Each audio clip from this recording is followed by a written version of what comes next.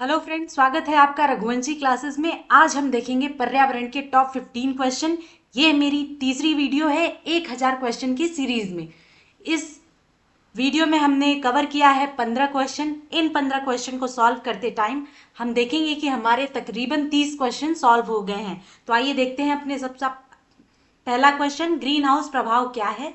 देखिए, आप green house और ग्लोबल वार्मिंग में हमेशा कंफ्यूज रहते हैं, तो आज मैं आपको बहुत ही क्लियर कर दूं।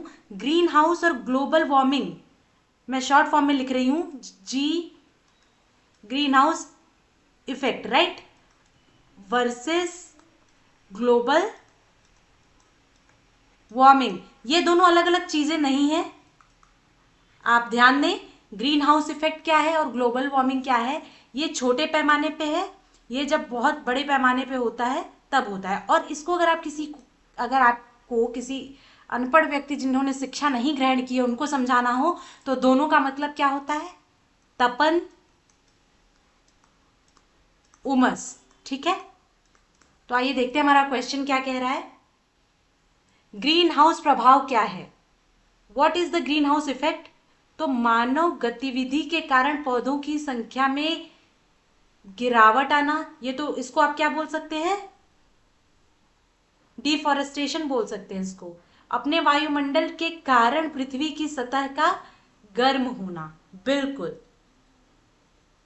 हमारा आंसर हो जाएगा सेकंड। देखिए, ग्रीन हाउस इफेक्ट या ग्लोबल वार्मिंग में होता क्या है, हमारे अर्थ में, हमारे वायुमंडल में CO2 की मात्रा अधिक हो जाती है और इससे क्या होता है, एक लेयर बन जाती है जिससे सूर्य की एनर्जी आ तो जाती है, लेकिन रात को जब कूलिंग का काम शुरू होता है तो ये एनर्जी जो ट्रैप है ये बाहर नहीं जा पाती है।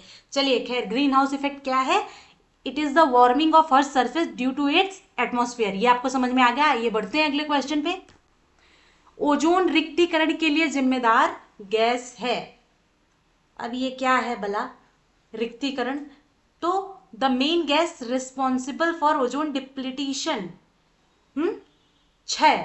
ठीक है, तो सबसे ज्यादा जो कंट्रीब्यूट करता है ओजोन लेयर को डिप्लीट करने में, दैट इज क्लोरोफ्लोरोकार्बन, CFCs। ठीक है, फ्लोरीन फ्लोरीन कार्बन, क्लोरोफ्लोरोकार्बन। चलिए आगे बढ़ते हैं।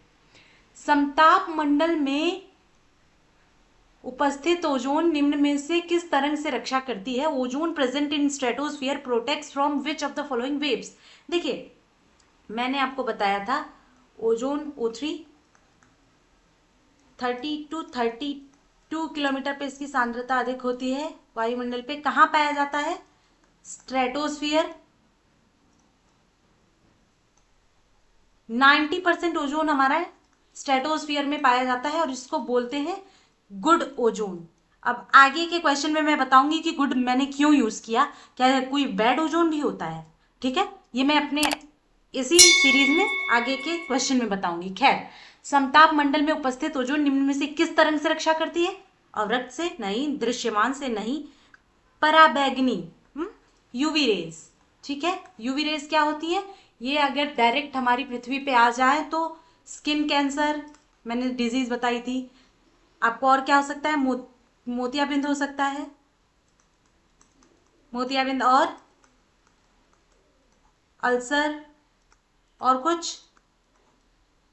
सांस संबंधी प्रॉब्लम, ब्रीदिंग प्रॉब्लम्स हो सकती हैं। चलिए अगले क्वेश्चन पे चलते हैं। महासागरों के स्तर में वृद्धि का कारण क्या है। ठीक है, तो देखिए, महासागरों के स्तर में वृद्धि का कारण क्या है, क्या रीजन हो सकता है। तो ग्लेशियर्स का पिघलना। कोई भी चीज कब पिघलेगी, जब वो गर्म होती है। ठीक है, राइट। तो हमारा जब अर्थ ग्लोबल वार्मिंग की वजह से गर्म हो रहा है तो क्या होगा, ग्लेशियर जो है वो पिघलेंगे। तो ग्लेशियर्स मोस्टली कहाँ होते हैं, पोलर रीजन्स में होते हैं। ठीक है, तो इसमें आंसर आपका सीधे सीधे हो जाएगा, melting of ice of the polar region. चलिए मैं आपको एक एग्जांपल से समझाती हूँ। आपने अमूमन देखा होगा कि गर्मी के मौसम में मैं जून जुलाई जुलाई की बात नहीं कर रही हूँ, मई की बात कर रही हूँ मैं, जून की बात कर रही हूँ। उसमें आपने देखा होगा कि अचानक गंगा जो रिवर है, गंगा नदी का स्तर बढ़ जाता है। ऐसा क्यों होता है? इसको रिलेट करिए अपने प्रैक्टिकल लाइफ से। क्यों? क्योंकि गंगोत्री ग्लेशियर कहीं पिघल रहा है, वहां पे पिघल रहा है तो बर्फ मेल्ट होके क्या होगी, जो पानी का स्तर है वो बढ़ेगा ही ना। तो ऑब्वियसली, ठीक है, जैसे ही ग्लेशियर पिघलेगा वाटर लेवल बढ़ेगा। इसी वजह से कभी कभी बाढ़ आ जाती है, और कई सारे देश डूब रहे हैं due to global warming, due to the you know melting of glacier. चलिए आगे बढ़ते हैं। ये देखिए, कौन सी गैस पृथ्वी पर जीवन के लिए हानिकारक और लाभकारी दोनों है? मैंने अभी कहा कि 90% गुड ओजोन कहाँ है? स्ट्रेटोस्फेयर में। तो 10% कहाँ रह गई? 10% ओजोन हमारी रह गई ट्रोपोस्फियर में, राइट। अब यहां रह गई, और ये ओजोन जो है, हमें जो गाड़ी चलाते हैं, जो इंडस्ट्रियल धुआं है और बाकी सारी चीजों से, ये बैड ओजोन है। और ये हमारे लिए उतनी, मतलब बैड ओजोन है तो लाभकारी का तो कोई सवाल ही नहीं उठता है। तो आपको पता होना चाहिए कि सांद्रता हमारा 90% जो ओजोन है वो स्ट्रेटोस्फियर में है, जो बुरी ओजोन है वो हमारी ट्रोपोस्फियर में है। ट्रोपोस्फियर बोले तो क्षोभ मंडल में। चलिए आगे बढ़ते हैं, हम अगला क्वेश्चन देखते हैं।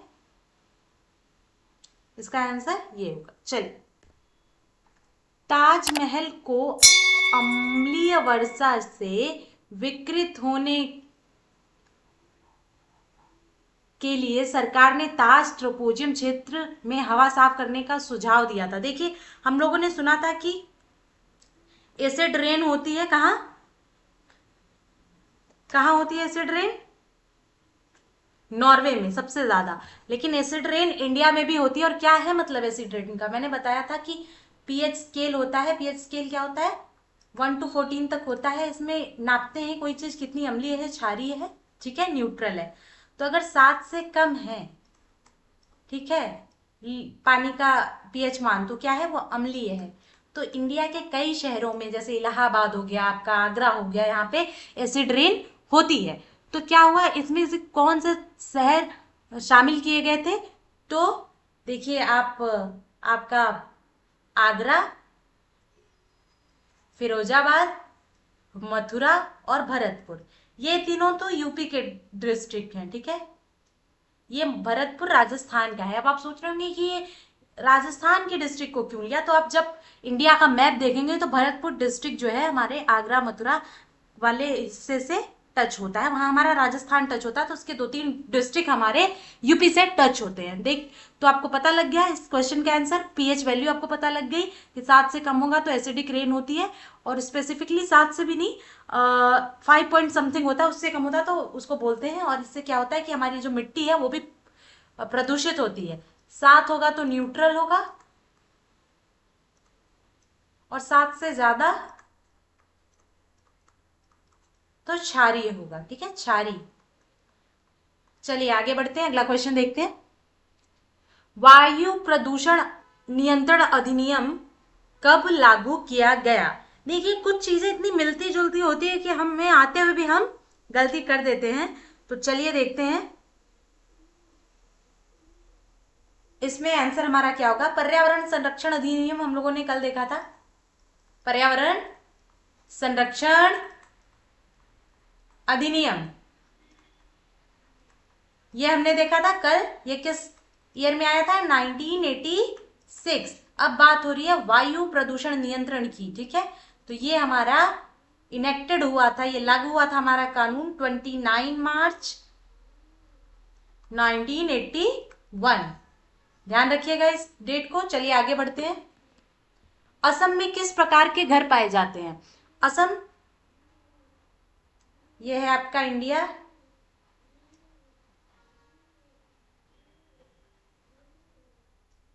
नॉर्थ ईस्टर्न स्टेट है असम, यहाँ है कहीं। असम में क्या होता है? बाढ़ की समस्या होती है, ठीक है। ब्रह्मपुत्र एंड मिनी रीजन से बाढ़ आता है असम में। असम में एक तैरता हुआ पार्क है, उसका नाम क्या है?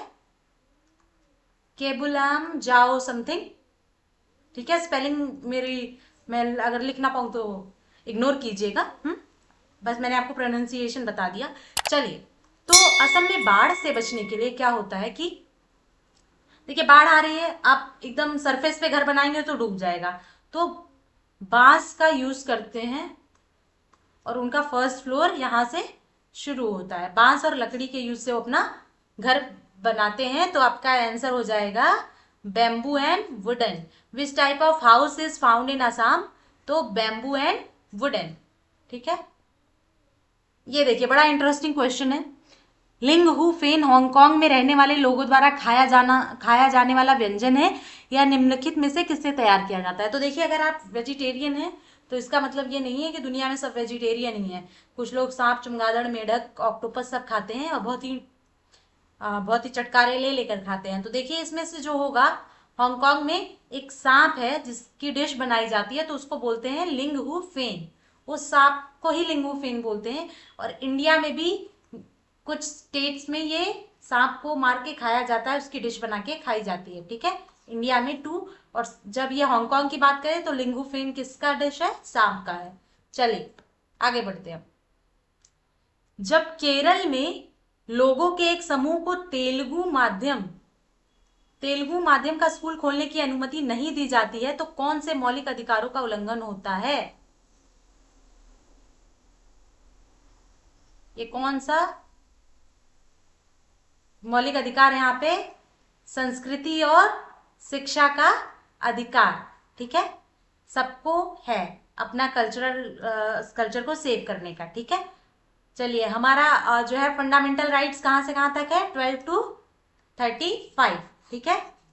उसमें एक हमारा सांस्कृतिक और शैक्षिक अधिकार है। अगर हम किसी को उस माध्यम, उनके लैंग्वेज के माध्यम का स्कूल नहीं खोलने की अनुमति दे रहे हैं, तो ये हम क्या कर रहे हैं? उनके सांस्कृतिक और शैक्षिक अधिकार के साथ खिलवाड़ कर रहे हैं, जिसके लिए वो डायरेक्ट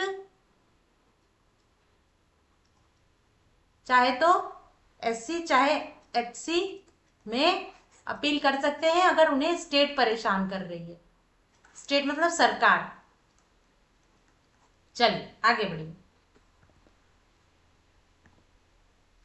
इसमें देखिए, कुछ स्टेट है, 4 स्टेट दिए हुए हैं और 4 लैंग्वेज दी हुई है, और हमें बताना है कि कौन सा गलत पेयरिंग है।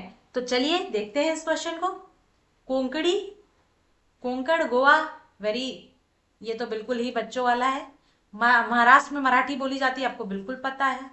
कन्नड़ कर्नाटका में बोला जाता है। ये मलयालम, कुछ तमिल बोला जाता है तमिलनाडु में। हाँ, ये मलयालम समझ में नहीं आ रहा ना। मलयालम कहाँ बोला जाता है? केरला में बोला जाता है, तो ये गलत है। तो this pair is incorrectly match. तो मलयालम आपका कहाँ बोला जाता है? केरला में। चलिए आगे बढ़ते हैं। देखिए, इसमें एक तरफ 4 खेल दिए गए हैं और दूसरी तरफ खिलाड़ियों की संख्या दी गई है, और हमें बताना है कि दिए गए ऑप्शंस में से कौन सा करेक्ट मैच है। तो चलिए देखते हैं। बास्केटबॉल में कितने प्लेयर होते हैं? कबड्डी में, हॉकी में, खो खो में। तो देखिए, हमें क्रिकेट के अलावा ज्यादा मालूम नहीं होता है। हम लोग बचपन में तो क्या, कितने भी मिलके खेल लेते थे। बस क्या कर होना चाहिए, टीम ए में और टीम बी में बराबर होना चाहिए। बट खेल के कुछ रूल होते हैं। अगर उसे इंटरनेशनल और स्टेट लेवल पे आप खेलते हैं तो उसके कुछ रूल होते हैं। तो आइए देखते हैं कि किस गेम में कितने प्लेयर्स होते हैं। तो बास्केटबॉल जो हमारा है उसमें 5 प्लेयर होते हैं, ठीक है। कबड्डी में अपने 7 प्लेयर होते हैं।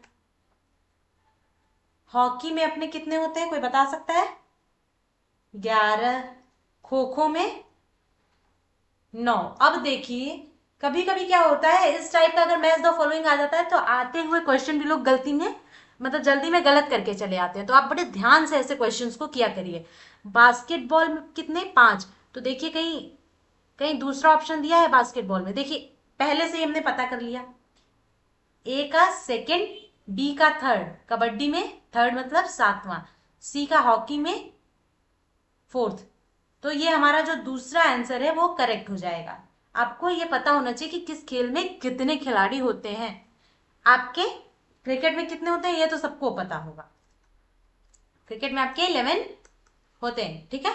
चलिए, ये कुछ उद्यान दिए गए हैं, अभ्यारण्य दिए गए हैं, और इनके सामने लिखा है कि इस अभ्यारण्य में या इस उद्यान में इस चीज की मतलब इन जानवरों को कंजर्व किया जा रहा है या पाला जा रहा है या ये प्रोमिनेंट है। तो आइए देखते हैं। गहिरमाथा समुद्री अभ्यारण्य, पहले तो आपको यही नहीं पता होगा ये है कहाँ। गहिरमाथा बहुतों को, ये अपना ओडिशा में है, भितरकनिका के अंदर है ये, ठीक है। मेरी राइटिंग थोड़ी अभी ये नया है और मैं इस पे भी प्रैक्टिस, क्योंकि मुझे ऑफलाइन पढ़ाने का एक्सपीरियंस है, मुझे ये यूज करने में थोड़ा सा दिक्कत हो रहा है, तो आप लोग समझने की कोशिश कीजिएगा। चलिए आगे बढ़ते हैं। गहिरमाथा एक्चुअली किसको कंजर्व किया जा रहा है गहिरमाथा में? अगर बोले तो कछुओं को, ठीक है, कछुओं, टर्टल, ठीक है। आगे बढ़ते हैं। काजीरंगा उद्यान हमको पता है, हम सब जानते हैं, एक सींग वाले गैंडे के लिए। गिर एशियाई शेर, एशियाटिक टाइगर, ठीक है। दाचीग्राम उद्यान जो है हाथी के लिए नहीं है, ठीक है, ये हिरण के लिए है, ठीक है, मृग के लिए है, और भी बहुत से, लेकिन ये हाथी के लिए नहीं है। केबुल लाम जाओ राष्ट्रीय उद्यान ये कहाँ है? मणिपुर, मणिपुर में, माफ कीजिएगा, नहीं मणिपुर नहीं, असम में ही है। मणिपुर है कि असम है, देखिए मैं खुद कंफ्यूज हो गई हूँ। मेरे हिसाब से ये लोकटक है मणिपुर में, और केबुलाम जाओ भी है। तो जो मैंने पिछले वाले उसमें बताया है आपको, वहां पे थोड़ा आप करेक्ट कर लीजिएगा इसको, ठीक है।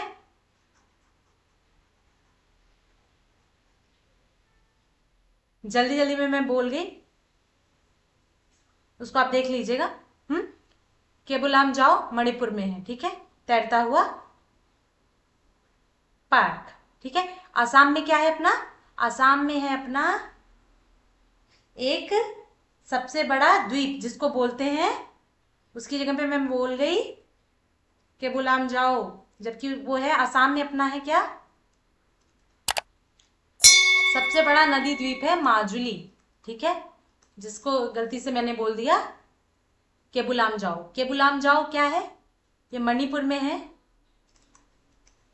इसको बोलते हैं तैरता हुआ पार्क। और मणिपुर में एक और चीज है, नॉर्थ ईस्ट की खारे पानी की नहीं सॉरी ताजे पानी की फ्रेश झील, तो क्या है? लोकटक, और सबसे बड़ी और फ्रेश लेक है ये लोकटक, ठीक है। तो इसमें दिया हुआ है कि सही ढंग से मिलान किए गए विकल्पों को चुनिए। तो इसमें क्या क्या सही है, क्योंकि देखिए बहुत सा इसमें ना 2-3 गलत विधियां हैं, तो आइए देखते हैं कौन सा सही है। तो पहला तो हम देख रहे हैं कि गलत है, ठीक है। काजीरंगा सही है, गिर सही है, और केबुलाम जाओ, ठीक है, ये सही है। तो हमारा आंसर क्या होगा? ए, नहीं, बी, सी और ई। तो पहला आंसर जो है वो हमारा करेक्ट होगा, ये होगा बी, सी और ई। बाकी दोनों को आप जान लीजिए, हिरण मृग के लिए है, ठीक है, और भी बहुत सारे यहाँ पे होंगे, लेकिन ये हाथी के लिए नहीं है। दाचीग्राम, ये कहाँ पे है दाचीग्राम? पेरियार है हाथी के लिए, ठीक है। दाचीग्राम अपना है JNK में। केबुलाम जाओ मणिपुर, काजीरंगा उत्तराखंड, गहिरमाथा ओडिशा, ठीक है। चलिए आगे बढ़ते हैं। अगला क्वेश्चन है हमारा, प्राचीन कुओं के सूखने का कारण क्या है? क्यों कुएं सूख रहे हैं? पहले तो अब बहुत कम रह गए हैं, या तो उन्हें ढक जा रहा है, लेकिन जितने बचे हैं उनमें पानी क्यों नहीं है? आपने ध्यान दिया होगा कि कुआं है, सूखा पड़ा है। रीजन क्या है? देखिए, हमारा जो अर्थ है, मैदानी क्षेत्रों की मैं अगर बात करूं, तो हमारी जो पृथ्वी है, जो मैदानी एरिया है, तो हमारी जो धरती काम करती है सोखते का, तो बारिश होती है और जो ग्राउंड वाटर होता है वो रिस रिस के कुएं में आता है, ठीक है। लेकिन लोगों ने क्या कर दिया? बोरिंग पंप लगा दिए आसपास, ठीक है। अब लोगों को पानी चाहिए, अब वो पानी के लिए उन्होंने क्या किया? समरसेबल लगा दिया। तो ये समरसेबल क्या किया इसने? ग्राउंड वाटर को जो रिस रिस के पहुंचता था, ये वैसे ही लेवल कम करने लगा ग्राउंड वाटर का, ठीक है। और ये सारा पानी अपने तरफ खींच के, एक थोड़ी लगा रहे हैं, हर घर में आप देखेंगे समरसेबल लग रहा है। तो उससे क्या हुआ? ग्राउंड वाटर लेवल नीचे चला गया, और जो नेचुरल प्रोसेस था, जो अर्थ एज अ सोखता काम करती थी और पानी रिस रिस के कुओं में आता था, वो बंद हो गया। और वो जो बंद हो गया तो हमारे कुएं सूख गए। तो many boring pumps have been installed in the nearby areas. आपने देखा होगा कि कहीं कहीं गवर्नमेंट ने रोक लगा दी है, सेंसिटिव जो स्टेट्स हैं या एरियाज हैं, कि यहाँ पे आप समरसेबल नहीं लगा सकते। यहाँ पे एक लिमिटेड अमाउंट ऑफ पानी आएगा, उसी से आपको अपना जीवन यापन करना है, क्योंकि पानी का स्तर बहुत नीचे चला गया है। ग्राउंड वाटर का जो लेवल है बहुत डिप्लीट हो रहा है, बहुत नीचे चला गया है। चलिए आगे बढ़ते हैं। निम्नलिखित में से कौन सी ग्रीन हाउस गैस नहीं है? तो मैं आपको बता दूं कि ग्रीन हाउस गैस एक्चुअली है कौन कौन सी। वाटर वेपर, सबसे तगड़ा उमस का कारण है ये रहता है वाटर वेपर। देखिए, बादल बादल रहते हैं ना, जब बारिश होने वाली होती है, उससे पहले आप देखते होंगे आसमान में बादल छा जाते हैं, और उसकी वजह से बहुत गर्मी होती है, ठीक है। और हमें पता लग जाता है कि आज बहुत उमस हो रही है, क्योंकि आसमान में बादल है और बहुत ज्यादा उमस हो रही है, बारिश होगी। तो ये वाटर वेपर है, ग्रीन हाउस। और क्या है? मीथेन है, CH4 नाइट्रस ऑक्साइड है, ठीक है। CFCs है। हम्म इस अब इसमें क्या नहीं है? सल्फर डाइऑक्साइड, ये आपकी ग्रीन हाउस गैस नहीं है। तो कभी कभी बच्चे मीथेन पे मार्केटिंग चले आते हैं, नहीं, मीथेन है, नाइट्रस ऑक्साइड भी है, कार्बन डाइऑक्साइड भी है। सल्फर डाइऑक्साइड जो आपकी है, ये ग्रीन हाउस गैस नहीं है। तो हमने देखा ये कुछ 15 इंपॉर्टेंट क्वेश्चन थे। इनके अलावा हमने साइड फैक्ट, एक्स्ट्रा फैक्ट्स भी डिस्कस किए, और आपको मैंने बताया कि एक स्लाइड में मैंने गलती से केबुलाम जाओ को असम का बता दिया था, जबकि वहां माजुली नदी द्वीप है आसाम में। केबुलाम जाओ कहाँ का है? मणिपुर का, ठीक है। तैरता हुआ पार्क है, और वहां पे एक लोकटक झील है जो नॉर्थ ईस्ट की सबसे बड़ी मीठे पानी की झील है। तो यहाँ हमने ये सारा देखा। हमने 1000 क्वेश्चन कंप्लीट करने का बीड़ा उठाया है, और हम इसे कंप्लीट करके रहेंगे, ठीक है। अगर आपको मेरा वीडियो पसंद आता है तो सब्सक्राइब करें, नहीं आता है कोई दिक्कत नहीं है, लेकिन पसंद आए तभी करिएगा। खैर, उसके अलावा हम अब EVS में, हिंदी में एक सीरीज शुरू करने वाले हैं, ताकि आपका सिलेबस जल्द से जल्द कंप्लीट हो जाए। और अब रिवीजन टाइम है, एक्चुअली अब रिवीजन टाइम है। तो क्योंकि आपने पढ़ लिया होगा, आई होप सो, बहुत से लोगों ने शुरुआत नहीं की है, तो ठीक है, शुरू कीजिए। 2x पे करिए, 1.75 पे करिए स्पीड, और इसे देखिए, एक बार देखिए, दोबारा देखते हुए नोट बनाइए अगर आप बनाना चाहते हैं, अगर आप सीरियस हैं। तब तक के लिए thank you, bye bye, take care.